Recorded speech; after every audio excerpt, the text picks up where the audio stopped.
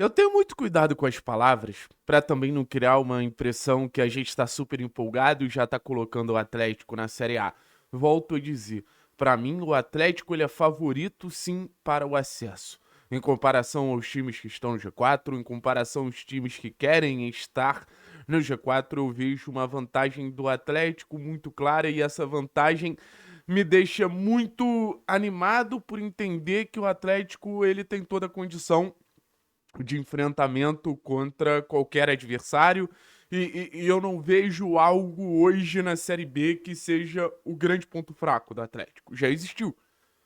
Por exemplo, momentos que o Atlético precisava propor o jogo, já foi ali o grande calcanhar de Aquiles dessa equipe. Momentos que o Atlético precisou se defender, pô, não é à toa que até hoje o Atlético é uma das piores defesas da competição. Então isso tudo foi uma construção de um Atlético em algum momento se encontrando muito vulnerável e acho que os últimos tempos foram para tentar desmembrar, para tentar desvalorizar esses pontos fracos que faziam o Atlético ser um time que passava pouca confiança, né?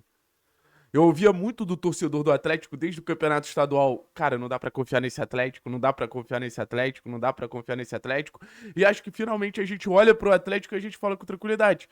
O Atlético dos últimos 8 jogos, vou botar um empate contra o Cuiabá, se tornou um time confiável. E quando você fala de um time confiável, você fala do setor defensivo, você fala do setor defensivo, ofensivo, no setor de construção, você fala do macro. Você fala de todas as áreas.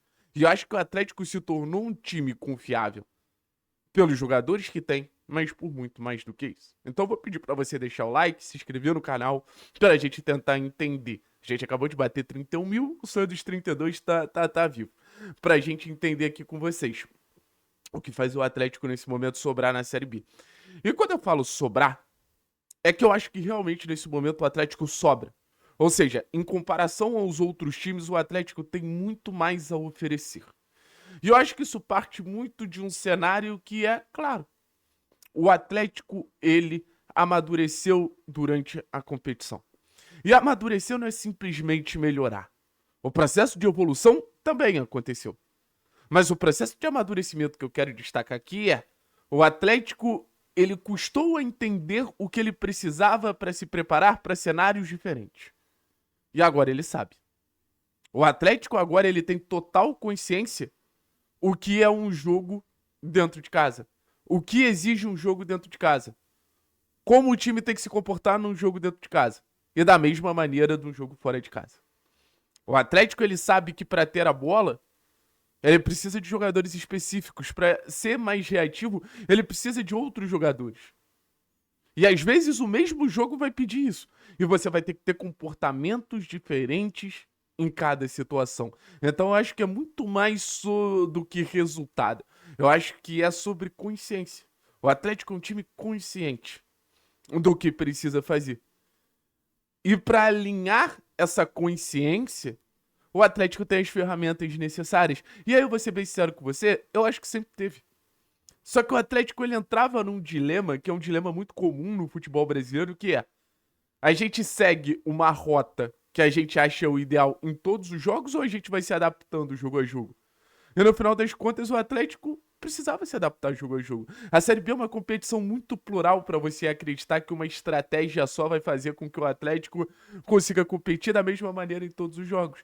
Então o Atlético foi se adaptando um pouquinho aqui, foi se adaptando um pouquinho ali, foi se adaptando um pouquinho lá, até ganhar corpo. Mas para isso, o primeiro passo dessa reação foi um Atlético aprendendo a se defender, aprendendo a jogar em transição, porque era um Atlético dos gols, mas era um Atlético que também cedia muitos gols.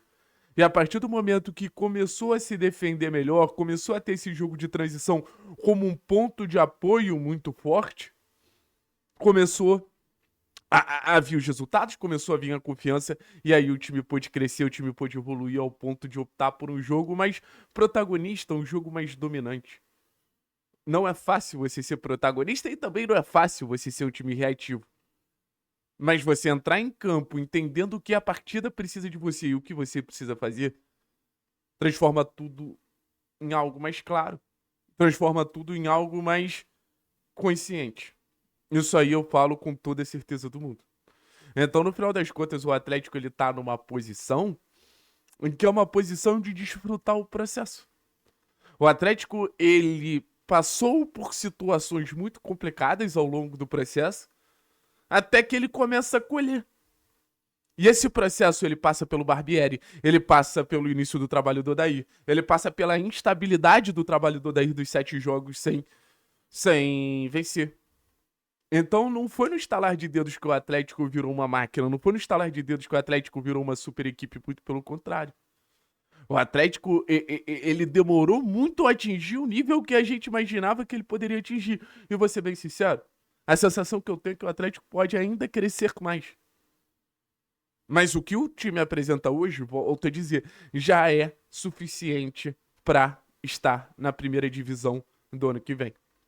Então essa maturidade, esse entendimento, essa noção é o que eu acho o Atlético, é o primeiro passo que eu acho que faz o Atlético sobrar na Série B. Aí tem o segundo passo, qualidade. O Atlético tem jogadores de Série A em todas as posições.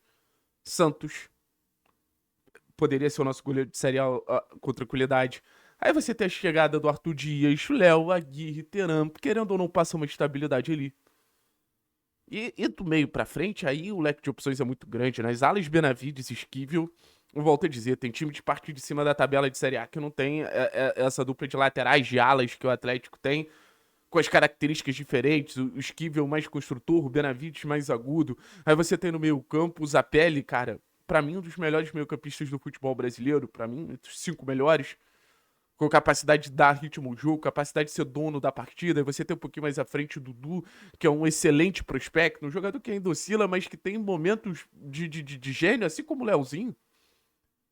A gente vai fazer um vídeo hoje sobre o incrível mundo de Leozinho, que mostra que ele vai ter momentos, ele vai ter lapsos desequilibrantes. Aí você tem a força do Julimar, a força do Mendonça, a força do Luiz Fernando, mas à frente você tem o Viveiros, que movimenta o jogo como um todo.